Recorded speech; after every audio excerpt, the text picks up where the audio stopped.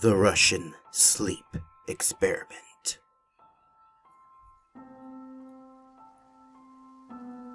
Russian researchers in the late 1940s kept 5 people awake for 15 days using an experimental gas-based stimulant.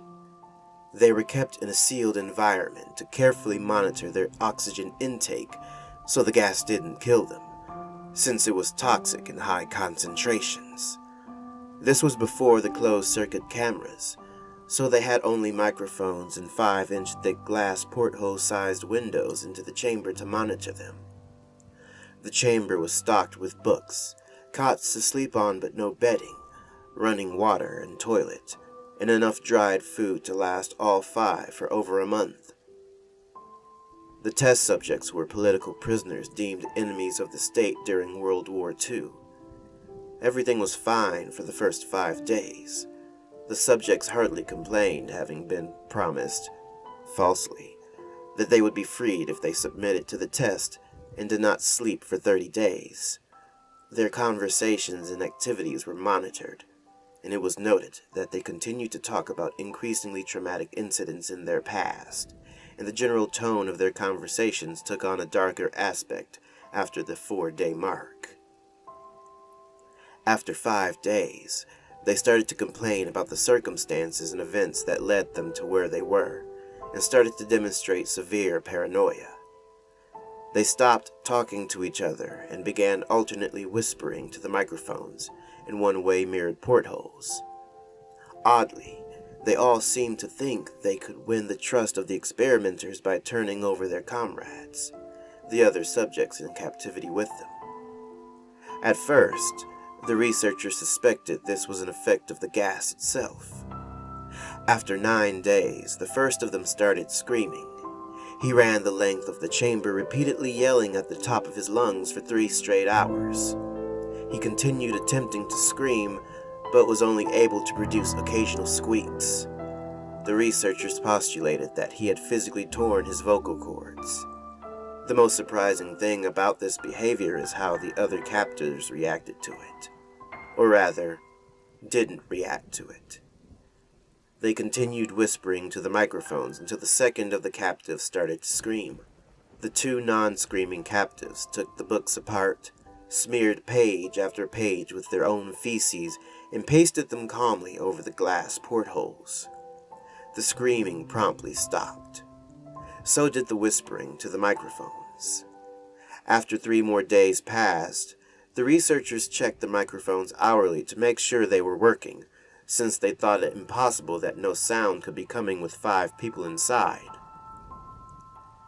The oxygen consumption in the chamber indicated that all 5 must still be alive. In fact, it was the amount of oxygen 5 people would consume at a very heavy level of strenuous exercise. On the morning of the 14th day, the researchers did something they said they would not do to get a reaction from the captives.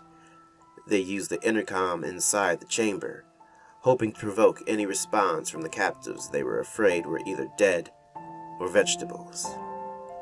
They announced, "We are opening the chamber to test the microphones.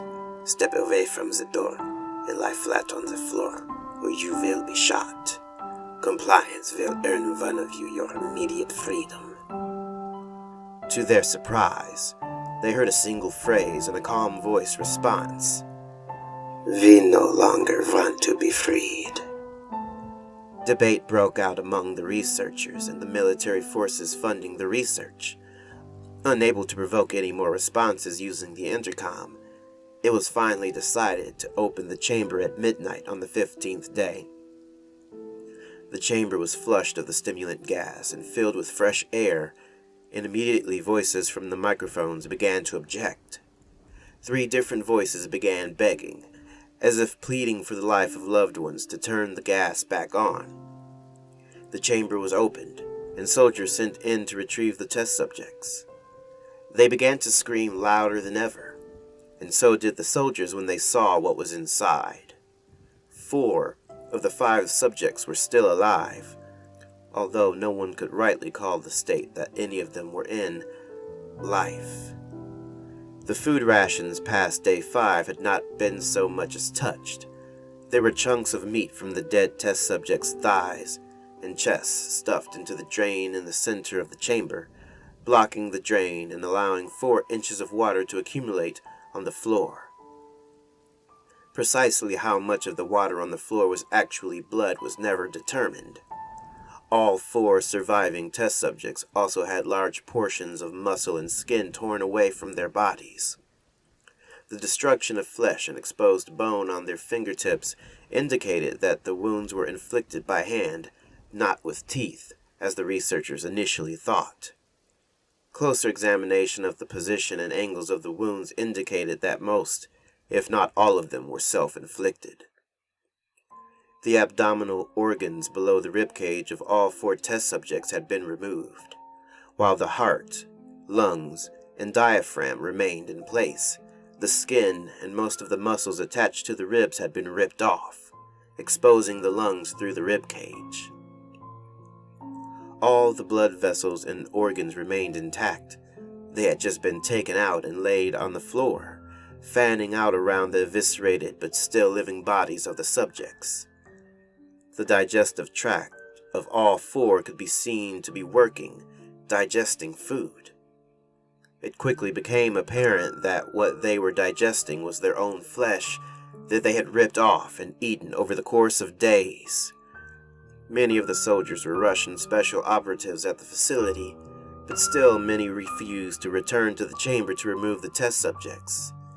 They continued to scream to be left in the chamber and alternately begged and demanded that the gas be turned back on, lest they fall asleep. To everyone's surprise, the test subjects put on a fierce fight in the process of being removed from the chamber. One of the Russian soldiers died from having his throat ripped out. Another was gravely injured by having his testicles ripped off and an artery in his leg severed by one of the subject's teeth. Another 5 of the soldiers lost their lives if you count ones that committed suicide in the weeks following the incident. In the struggle, one of the 4 living subjects had his spleen ruptured, and he bled out almost immediately. The medical researchers attempted to sedate him, but this proved impossible. He was injected with more than 10 times the human dose of a morphine derivative, and still fought like a cornered animal, breaking the ribs and arm of one doctor. When heart was seen to beat for a full 2 minutes after he had bled out to the point there was more air in his vascular system than blood. Even after it stopped, he continued to scream and flail for another 3 minutes, struggling to attack anyone in reach and just repeating the word, "More," over and over, weaker and weaker, until he finally fell silent. The surviving 3 subjects were heavily restrained and moved to a medical facility. The 2 with intact vocal cords continuously begged for the gas, demanding to be kept awake. The most injured of the 3 was taken to the only surgical operating room that the facility had. In the process of preparing the subject to have his organs placed back within his body, it was found that he was effectively immune to the sedative they had given him to prepare him for the surgery. He fought furiously against the restraints when the anesthetic gas was brought out to put him under. He managed to tear most of the way through a 4-inch wide leather strap on one wrist, and even through the weight of a 200-pound soldier holding that wrist as well. It only took a little more anesthetic than normal to put him under, and the instant his eyelids fluttered and closed, his heart stopped. In the autopsy of the test subject that died on the operating table, it was found that his blood had tripled the normal level of oxygen. His muscles that were still attached to his skeleton were badly torn, and he had broken 9 bones in his struggle to not be subdued. Most of them were from the force his own muscles had exerted on them. The second survivor had been the first of the group of 5 to start screaming.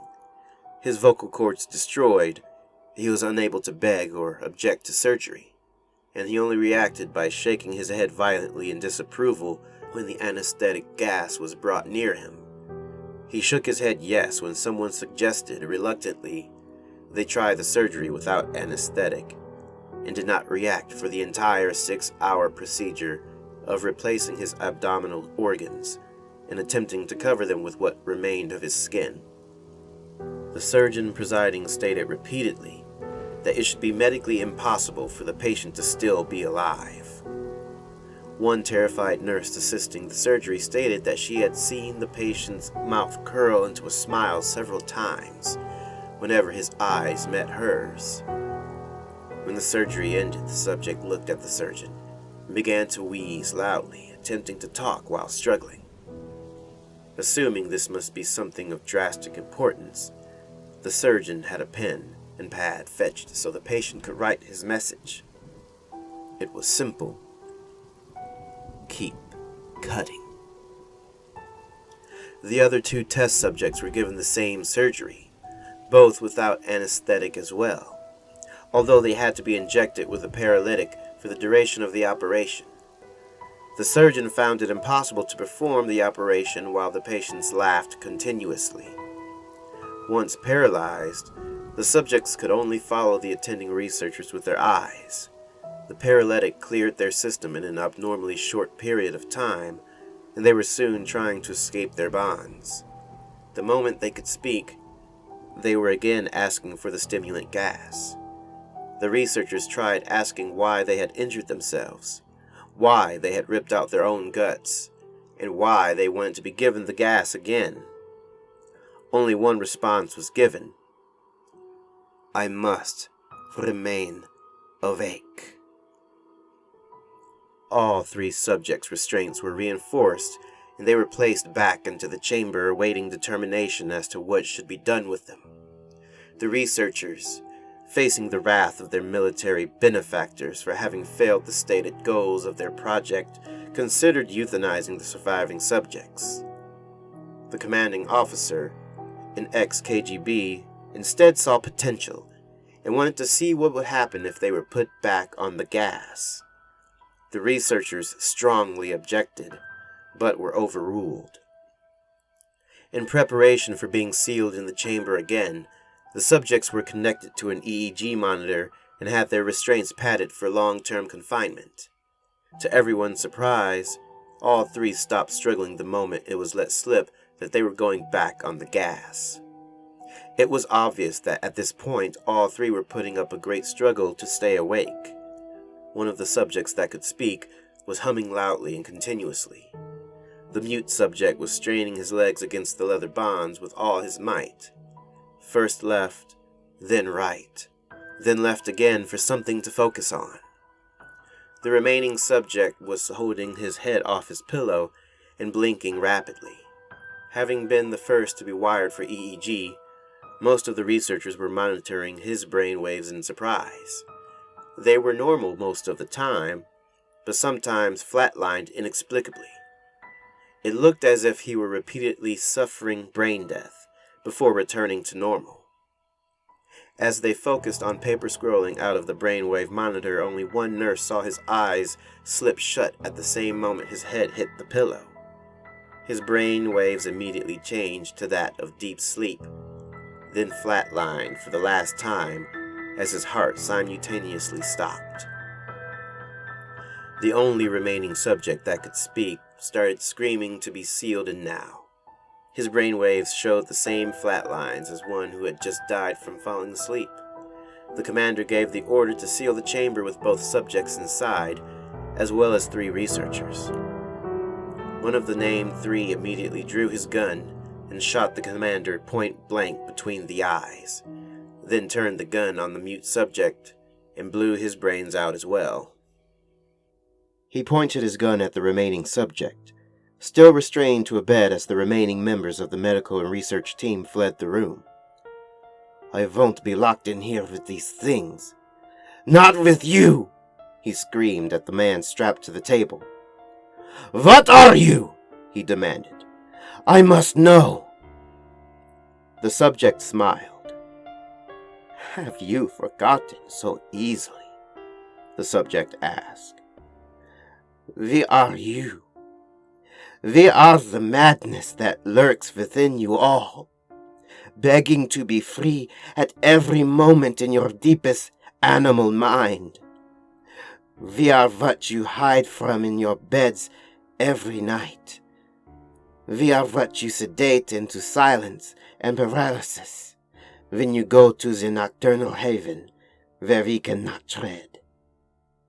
The researcher paused, then aimed at the subject's heart and fired. The EEG flatlined as the subject weakly choked out. So nearly free.